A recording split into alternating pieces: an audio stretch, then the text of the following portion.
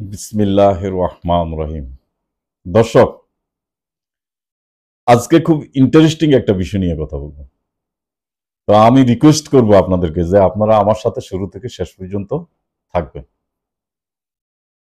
সারা পৃথিবীতে সোশ্যাল মিডিয়ায় একটি বিষয় খুব তোড়ফাড় শুরু হয়েছে এবং এটা এখন আলোচনার বিষয়বস্তু, খুব গুরুত্বপূর্ণ একটা বিষয়, যে ইহুদিদের গো বাছুর বলিদান। এখন ইহুদিদের গো বাছুর বলিদান এর পাশাপাশি মুসলমানদের মধ্যে এক ধরনের উত্তেজনা, হাহুতাশ। এখন আমার প্রশ্ন হইল, কেন? কিন্তু কেন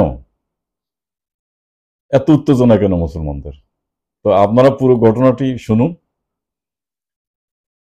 ইহুদিদের, আমাদের যেরকম কোরআন শরীফ আছে, আর এর পাশাপাশি আমাদের কি আছে? হাদিস। এবং আমাদের সর্বাধিক অনুসরণীয় গ্রন্থ হইল আমাদের হাদিস গ্রন্থ। ইহুদিদেরও এরকম তোরা কিতাবের পাশাপাশি, তোরা কিতাব তো নেই আসলে বলতে গেলে, তারা এরকম কিছু হাদিস গ্রন্থ রচনা করেছে। এখন এই হাদিস গ্রন্থের মধ্যে সবচেয়ে গ্রহণযোগ্য গুরুত্বপূর্ণ হাদিস গ্রন্থ হিসেবে তারা ফলো করে তালমুদ।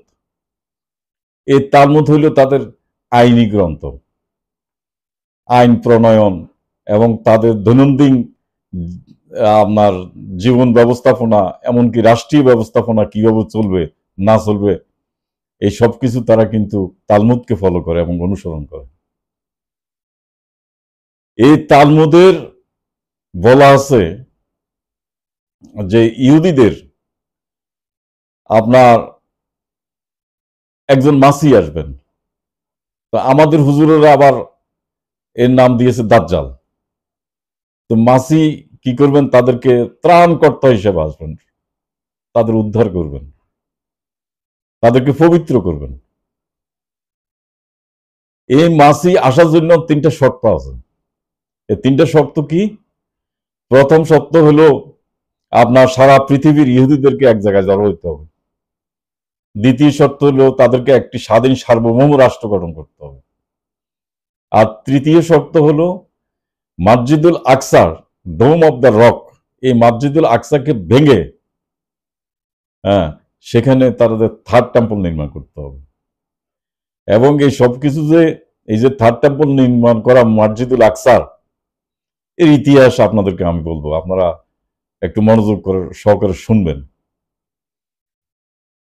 এখন তাদের দুইটা শর্ত তো পূরণ হয়ে গেল, এবার তৃতীয় শর্ত। তো তৃতীয় শর্ত পূরণ করার জন্য তাদের কি প্রয়োজন? তাদের প্রয়োজন লাল গরু, বয়স হইতে হবে 3 বছর, এটা একটা বাছুর, নিখুঁত এবং টকটক লাল। এই খুঁজতেছে অনেকদিন থেকে, এবং তারা এই লাল গরু পেয়েও গেছে। এটা হলো সোশ্যাল মিডিয়ার খবর। এই লাল গরু তারা কি করবে? জবাই করবে। জবাই করে এর রক্ত সংগ্রহ করবে এবং গরুকে ফোড়াবে। ফোড়ানোর পর এই রক্ত এবং ছাই বর্ষ পানির সাথে আপনার সংমিশ্রণ করে ইহুদিদের, প্রত্যেক ইহুদিদের কাছে এটা পৌঁছানো হবে। তারা মনে করে তারা অপবিত্র, নিজেদেরকে অপবিত্র ঘোষণা করেছে, এবং তারা কুফরি, যে তাদেরকে এই গরু বাছুর পবিত্র করবে। আরে পবিত্র তো স্রষ্টা করেন, আল্লাহ করেন।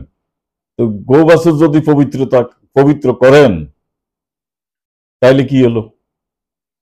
কুফরি হলো না? এই আরেক কুফরিতে তারা পা দিচ্ছে। আল্লাহ বললেন যে আমি বনী ইসরাইলকে সারা পৃথিবীতে আমি শ্রেষ্ঠত্ব দান করেছি।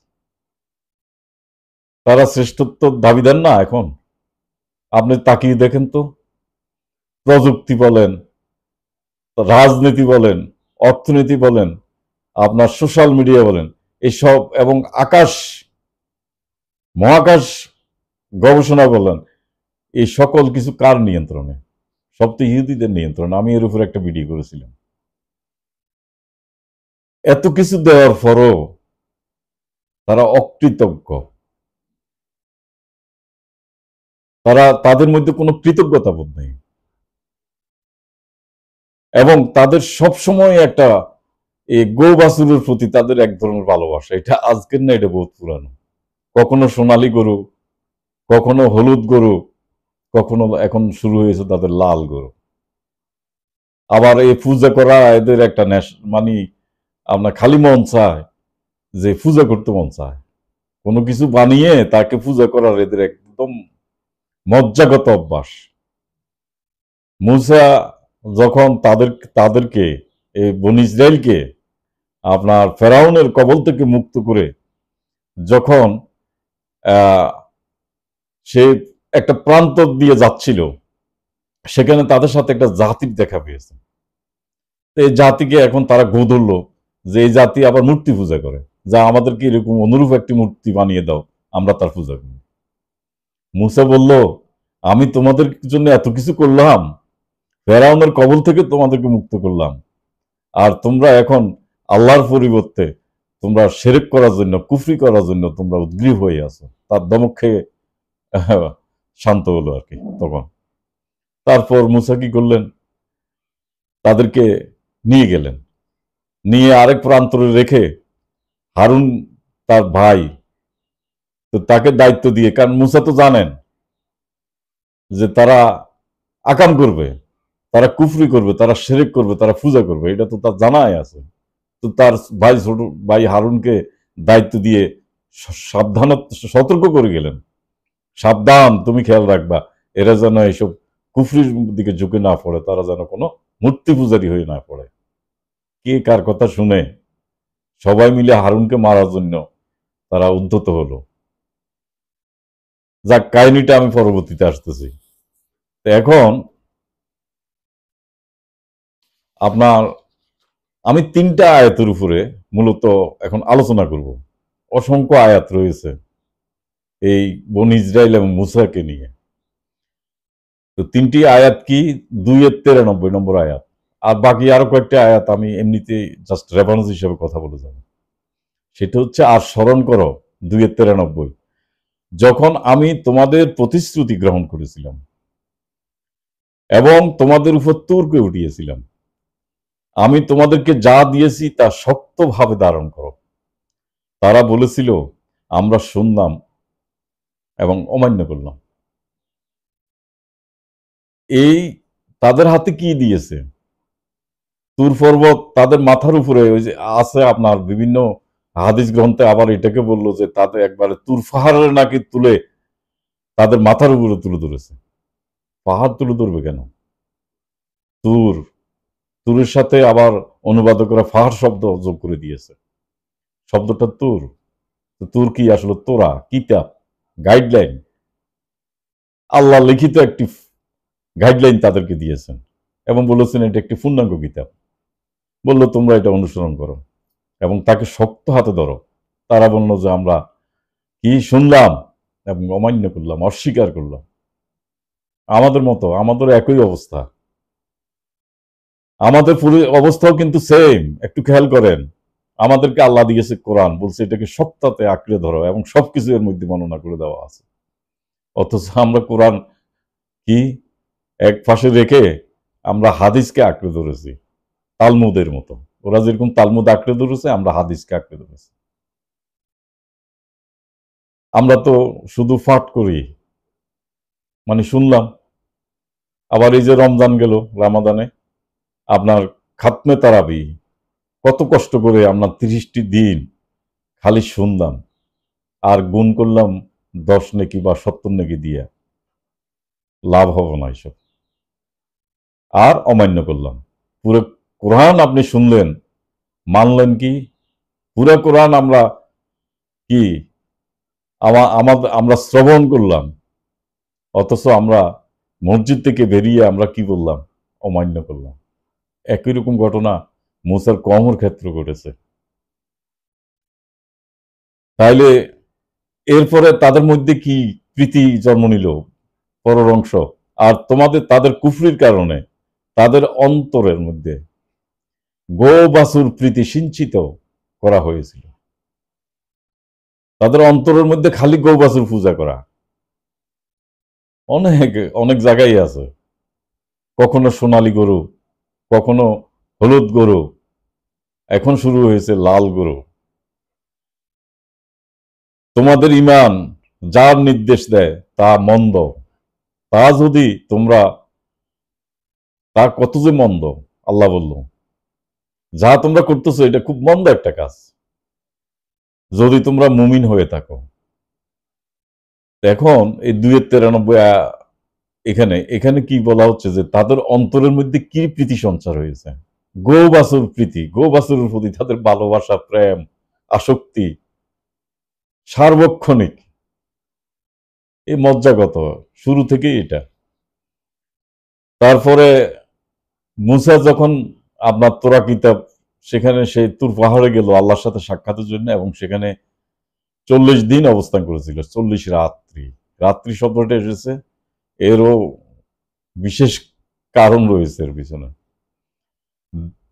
তো এই 40 রাত্রি অবস্থান করে সেখান থেকে আল্লাহ তাকে একটা লিখিত গ্রন্থ দিয়েছে, তা হইল তোরা। আর ওই যে বললাম হুজুররা বানিয়ে ফেলেছে তুর পাহাড়, বললো যে এটা তুলে ধরো, উচ্ছে সমুচ্ছে তুলে ধরো, তোমরা এটাকে অনুসরণ করো। এই যে যখন মুসা তুর পাহাড়ে গেল, তখন আপনার এরা কি করলো, বিভিন্ন সোনাদানা সংগ্রহ করে তারা একটা গোবাছুর তৈরি করলো। তো গোবাছুর বানাইলো, আর গোবাছুর বানানোর পরে এটা ওই সামরি নামক এক বুদ্ধিমান লোক ছিল, এই ছিল তারই কাজ। এখন গোবাছুরটি খালি হাম্বা হাম্বা করে, আমাদের এখন করতেছে না। আমরা যে প্রযুক্তি, আমাদের যে টেকনোলজি আছে, টেকনোলজি দিয়ে আমরা বিভিন্ন পুতুল তৈরি করি না, আর ওই ব্যাটারি সহ দিয়ে সুইচ অন করলে হাম্বা হাম্বা শব্দ করবো, আপনি এরকম করবো বাজারে পাবেন। ওইরকম আর কি, এই সামরির মধ্যে কোনো ভালো টেকনোলজিক্যাল জ্ঞান ট্যান ছিল আর কি, আর কিচ্ছু না এটা। তো এখন এই শুরু হয়ে গেল তার আনন্দ, উৎসব, উল্লাস, গরু পূজা, যে তাদের ক্ষুধা। এখন মুসা যখন এসে দেখলো যে এরা তো সেই আকাম শুরু করে দিল, তো তার ভাইকে তো দায়িত্ব দিয়েছে হারুনকে, সেই তা হারুনের চুলের গোছা ধরে টানা শুরু করলো। হারুন আসলে একা কি করবে, তার তো করার কিছু নাই। যাই হোক, এই গরু একটু ফোড়ায় টোড়ায় নষ্ট করে দিল আর কি, পুতুল একটা। এখন এই 7-এর 148-এ বললো যে আর মুসার কম তার তাদের অলঙ্কারাদি দিয়ে বানিয়ে নিলে একটি গোবাছুর। তো তার ছিল গরুর আওয়াজ, তারা কি দেখলো না যে এটা তো তাদের সাথে কথা বলে না, পুতুল। আমরা তো এখন একবারে বাস্তবে দেখতে পাচ্ছি এটা। তো তাদের পথ দেখায় না, তাদের সাথে কি কথা বলে গোবাছুরে, না পথ দেখায়, খালি শব্দ করে, সাউন্ড অ্যাড করে দেওয়া আছে আর কি, একটা সফটওয়্যার করে দেওয়া ছিল।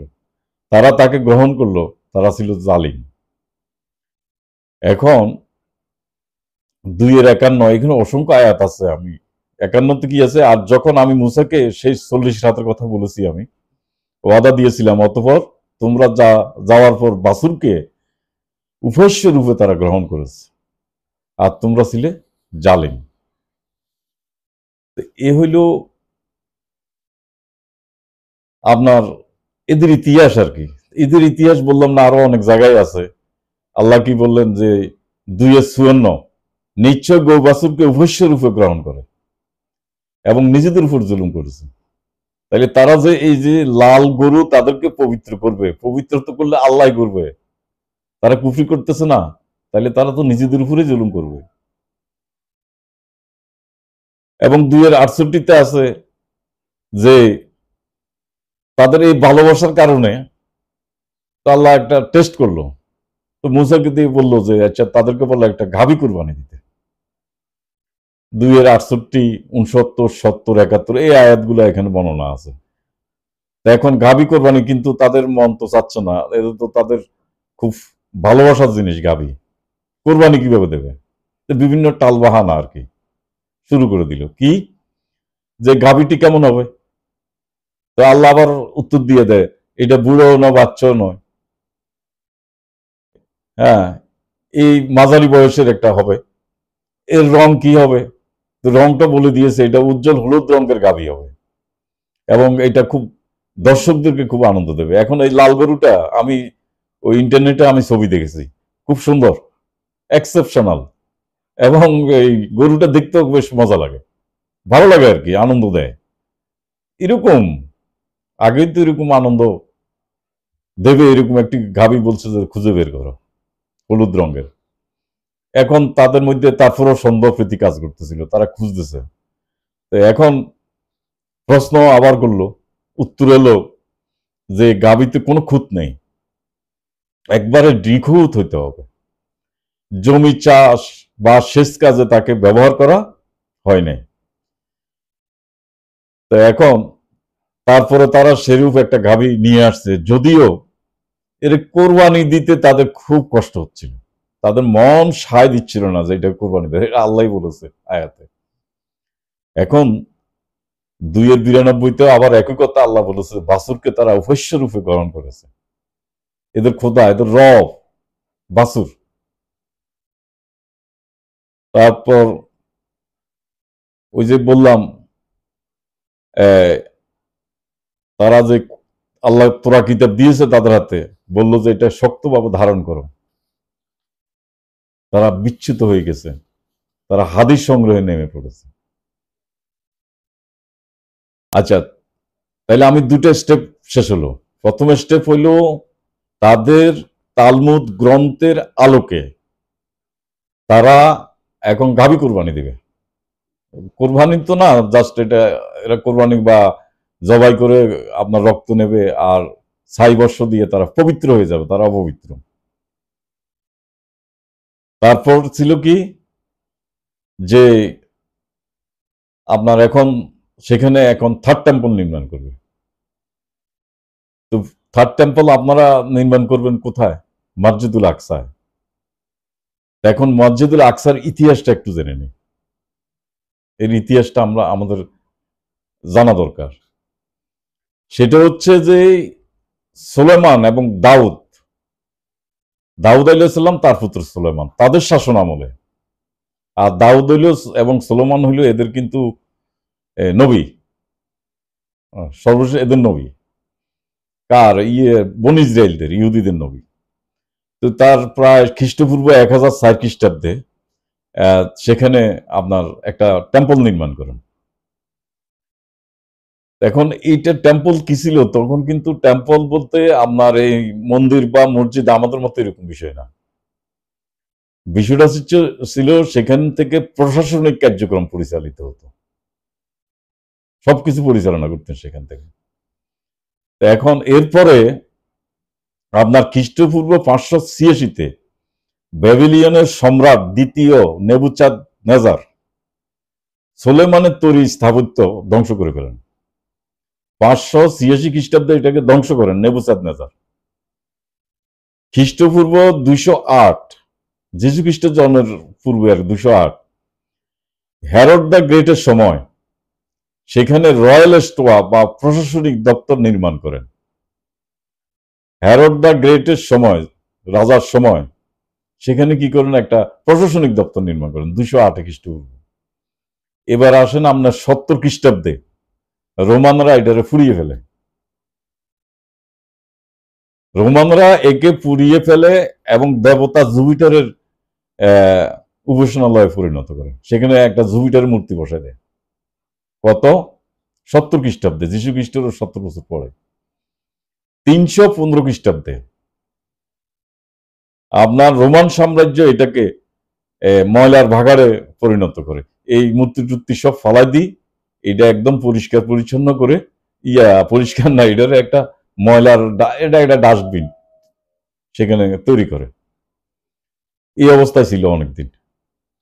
আর 637 খ্রিস্টাব্দে খলিফা উমর সেখানে রাদিয়াল্লাহু তাআলা আনহু তিনি সেখানে সফরে যান। তো সফরে যাওয়ার পরে দেখলো যে এটা একটা ময়লার স্থান, জঙ্গল। তো তিনি এখানে পরিষ্কার করে একটা কাঠের মসজিদ নির্মাণ করেন এই স্থানে। এবং 690 খ্রিস্টাব্দে এই যত গ্যাঞ্জাম এখানে, উমাইয়া খলিফা, উমাইয়া বংশ, এদের আবার ওই প্রেম প্রীতি ভালোবাসা ছিল আপনার ইহুদি খ্রিস্টানদের সাথে, খুব গুড রিলেশন ছিল। যে এই উমাইয়া খলিফার আমলে আপনার এটাকে পুনর্নির্মাণ করেন এবং তার পুত্র আপনার এর সমাপ্তি করেন, পূর্ণাঙ্গ একটি কমপ্লেক্স, একটা কম্পাউন্ড সেখানে নির্মাণ করা হয়, 3টি মসজিদ। তো এই তিনটা মসজিদের সমন্বয়ে, হ্যাঁ, এর নাম দেওয়া আল আকসা মসজিদ। ওই যে ভালোবাসা বেশি, এই জন্য 3 ধর্মের একটা এন্ট্রেন্সের সুযোগ সেখানে দিয়েছে। আসলে এটা ছিল স্রেফ একটা ওমর রাদিয়াল্লাহু তাআলা আনহুর একটা মসজিদ, এতটুকুই, এর বেশি কিছু না। তো এর আগে কিন্তু এটা কত 637, তার আগে তো কিছুই ছিল না। তার আগে আসলে কিছুই ছিল না এখানে। এর ইতিহাস বলবো, কিবলা পরিবর্তন কি, আল্লাহ বলল কি আর আমরা বুঝলাম কি, বলছি আমি সেটা একটু পরে। এখন এখানে 3টি মসজিদ, কি কিবলি মসজিদ, মারওয়ানি মসজিদ আর বোরাক মসজিদ, এই 3টি মসজিদের সমন্বয় এটাকে বলা হয় মসজিদুল আকসা। এখন তো এই মসজিদের এই স্থানটিতে দেখেন, এই যে মসজিদুল আকসা, এবার আসেন মুসলমানদের। তো মুসলমানদের এত উদ্বেগ কেন, এত উত্তেজনা কেন, এত হাইতাস কেন? ইদানিং নাকি আবার এই আপনার 2 রাষ্ট্রের মধ্যে উত্তেজনা, ইসরায়েল রাষ্ট্র ইরানের মধ্যে নাকি এক ধরনের উত্তেজনা বিরাজ করছে। তো এগুলো কেন, কি জন্য, কি প্রয়োজন, আপনারা বুঝতে পারবেন আমার পরবর্তী ধাপের আলোচনায়। সেটি হচ্ছে, দেখেন, আমাদের হযরত মুহাম্মদ সাল্লাল্লাহু আলাইহি সাল্লাম, একটা কোরআনের আয়াত আছে কিবলা পরিবর্তন। হযরত মুহাম্মদ সাল্লাল্লাহু আলাইহি সাল্লাম তিনি যখন মক্কা থেকে মদিনায় চলে যান হিজরত করে, তো ওখানে প্রায় হিজরতের 16 মাস পরে এবং বদর যুদ্ধের আপনার 2 মাস পূর্বে আল্লাহ রাসূল মদিনায় একটা ছোট একটা মিনি কিন্তু স্টেট কায়েম করে। এখন এই যে মক্কা এবং মদিনায় বা তার সেখানে যারা ছিল, সেখানে তো আবার কিছু হুজুর ছিল। এই হুজুর কারা? এটা ইহুদি হুজুর ছিল। যে কোনো বিচার আচার বলেন, তারপরে বা যে কোনো রাষ্ট্রীয় আপনার সামাজিক আইন কানুন নিয়ম নীতি, এগুলা ওই হুজুরদের ওই যে ওই কিতাব অনুযায়ী, আপনার এই হাদিস অনুযায়ী, তৎকালীন হাদিস আর কি, বর্তমান হাদিস না, সেই অনুযায়ী তারা এই সব কিছু বিচার ইয়ে করে রায় টায় দিত আর কি বিভিন্ন, এবং সেই নিয়মগুলো তারা ফলো করত। তো এটা তো আল্লাহ রাসূলের কাছে আসলে ভালো লাগার কথা ছিল না, কারণ তার কাছে তো ওই আসছিল এবং একটা মিনি স্টেট সেখানে কায়েম হয়েছিল। তো এর মধ্যখানে যে আপনার খ্রিস্টানদের অথবা ইহুদিদের নিয়ম কানুন ফলো করবে, এটা আল্লাহ রসুলের কাছে ভালো লাগেনি। তো আল্লাহ রসুল বারবার বলছিল যে যতটুকু এসেছে ওই তো আর পূর্ণাঙ্গ আসেনি তখনও, যে আমরা আমরা একটু সেলফ ডিপেন্ডেন্ট হতে চাই। আমরা আমাদের ইসলামিক কাঠামো, আমাদের একদিন নিজস্ব ক্যাবলা থাকা প্রয়োজন, যেটা আমরা আমাদের অনুসরণ করবে, আমরা এটা অনুসরণ করব। সুতরাং আপনি আমাকে সেই, এরা তো একত্ববাদের উপরে নেই, এরা তো বিচ্যুত, এরা তো কুফরি করছে, এবং তোরা কিতাবও তাদের হাতে ঠিক নেই, তাদের হাতে আপনার যীশু খ্রিস্টের যেটা ইঞ্জিল কিতাবও তাদের হাতে নেই। তারা তো ইঞ্জিল কিতাবে তো যা এসেছে তারা সেটাকে পরিবর্তন করে, হ্যাঁ, ঈসাকে তো আল্লাহর পুত্র বানিয়ে ফেলেছে। সুতরাং সেটাও আমাদের অনুসরণ করার মতো পরিস্থিতি নাই, তোরা কিতাব তো নাই। তো আমাদের যে কোরআন, এই কোরআনের আলোকে আমরা এখানে আমরা আমাদের এই যে মিনি স্টেট বা আমাদের এই সামাজিক কর্মকাণ্ড, এগুলো কোরআনের আলোকে আমরা পরিচালিত করব। সুতরাং আমরা তাদেরকে, তারা যে ক্যাবলার অনুসরণ করে, ক্যাবলা মানে যে অনুসরণ অনুকরণ, মূলত এটা যেটা অনুসরণ অনুকরণ, সেটা থেকে আপনি আমাদেরকে, আমরা সেখান থেকে কি ইব্রাহিমের ধর্মের উপরে আমরা ফেরত আসতে চাই। আর আমাদের মূল ধর্ম হল ইব্রাহিমের ধর্ম। মূলত তিনি কাবা থেকে সারা পৃথিবী, সমগ্র পৃথিবীতে একত্ববাদের ডাক দিয়েছিলেন এই কাবা থেকে। এবং তার ধর্ম, ইব্রাহিমের ধর্ম আল্লাহ বারবার বলেছেন সেটাই ছিল সঠিক ধর্ম। সুতরাং আমরা সেই ধর্ম ফেরত আসতে চাই। আমরা অন্যদেরকে অনুসরণ করতে চাই না, অনুকরণ করতে চাই না। এটা হইল ক্যাবলা। এই ক্যাবলা মানে যায় নামাজের আপনার উল্টাইয়া দেওয়া না। মসজিদে নামাজের ক্যাবলা সেটা না, বুঝতে ভুল করতেছে। ব্যাখ্যা দিয়েছেন হুজুরেরা, এই বুখারী সাহেবেরা কি ব্যাখ্যা দিয়েছেন, ক্যাবলা মানে কি আমার এই যে নামাজ পড়বো দিক পরিবর্তন?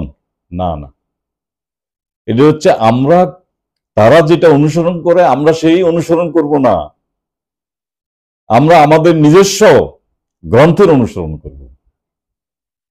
একদম চূড়ান্ত ভাবে আল্লাহ বলে দিয়েছেন, হ্যাঁ তোমরা এখন থেকে যে ইব্রাহিমের যে স্থান থেকে একত্ববাদের ডাক দিয়েছে সেদিকে তোমরা তোমাদের মুখ ফিরাও।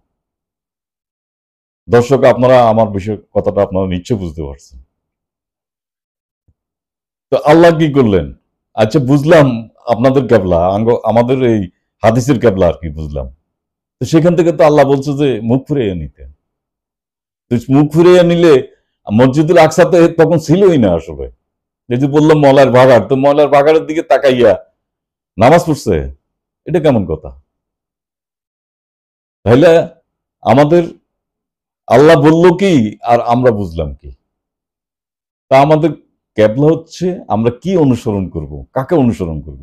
তাইলে আমরা অনুসরণ করব কোরআনকে অনুসরণ করব, এবং তখন নেতৃত্বে ছিলেন হযরত মুহাম্মদ সাল্লাল্লাহু আলাইহি সাল্লাম।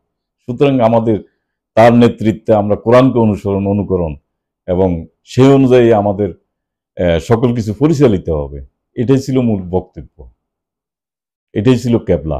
এই ক্যাবলা মানে মসজিদের ওই আবার একটা মসজিদ ইয়েতে আছে যে এই আপনার মদিনা, যে সেখানে এরকম দুই ক্যাবলা, এটা না।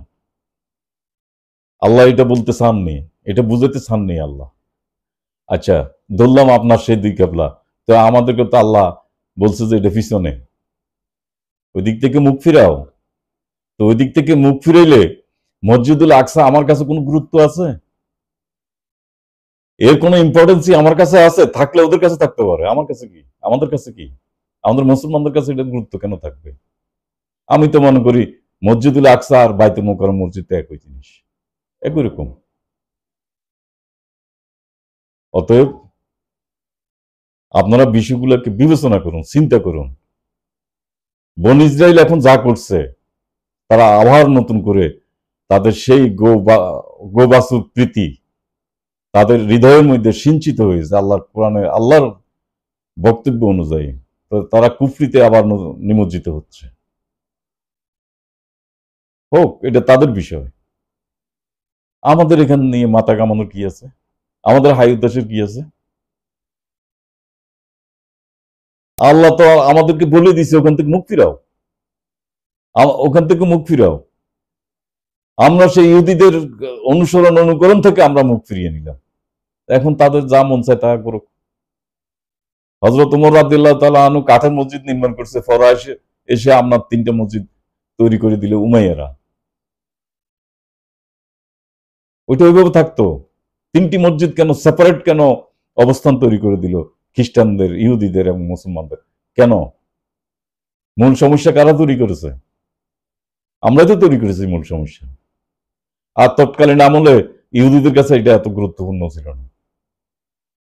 এখন যা হচ্ছে এইসব আসলে এই এটা কি বলবো, এর কোনো আপনার, তারা যা ভাবছে, হ্যাঁ, এইসব কর্মকাণ্ড করে গো বাছুর বলিদান করে তাদের কে জানি আসবে আপনার, তাদের কি, তাদের নেতা আসবে, লিডার আসবে, আর আমরা নাম দিয়েছি দাজ্জাল। এইসব কিছু না, কোনো লিডারও আসবে না, নেতা আসবে না, দাজ্জালও আসবে না।